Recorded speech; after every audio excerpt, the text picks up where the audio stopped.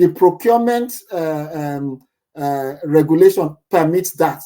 So officially, we are permitting corruption, where public expenditure, the chief executive of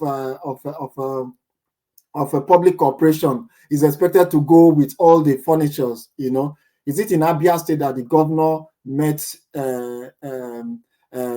government office and there's just one single desk for him? He had to start governing from his house because the previous governor and the officials had gone away with, so there are no consequences for punishment for actions against the people, so if the system permits, people will take, human beings, if the system permits a situation where they can take advantage of majority of the people.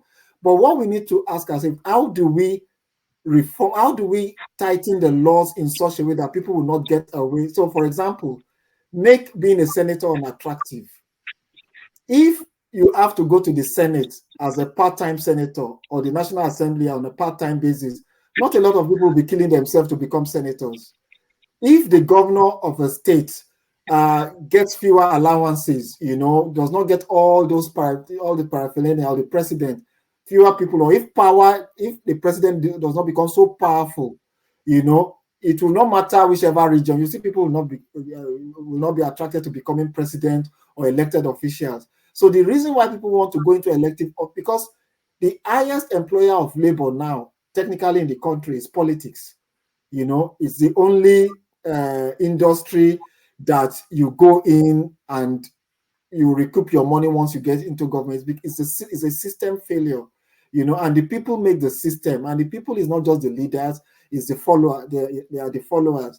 There are some of the things I see amongst our own people. There are some, let me put it this way. There are some friends I have, and they are very loud on social media about how bad Nigeria is, But when they come to the UK, and I've not seen, it's rare for me to see 50-pound notes, to see 50-pound notes, and the bundle of 50 pounds notes and the way they spend 50 pounds, and I'm like, man, you're a public official, and Nigeria is bad, and you're in public office and you're able to get access to this kind of resources. These are resources that should be providing that could have made Nigeria better. So it's not just the man that is president or the man that is government, that is governor. It's also us as a people, So I think it's a collective responsibility. But I agree that if we have leaders who are visionary, who are exemplary, people will follow the examples of those leaders.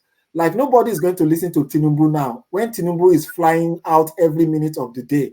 His children are using private jets. His officials, they are displaying ransom wealth, as if the money is bottomless. Nobody's going to listen. But if the leader leads by example, then I agree with you. The follower are probably going to say, you know what, I need to behave like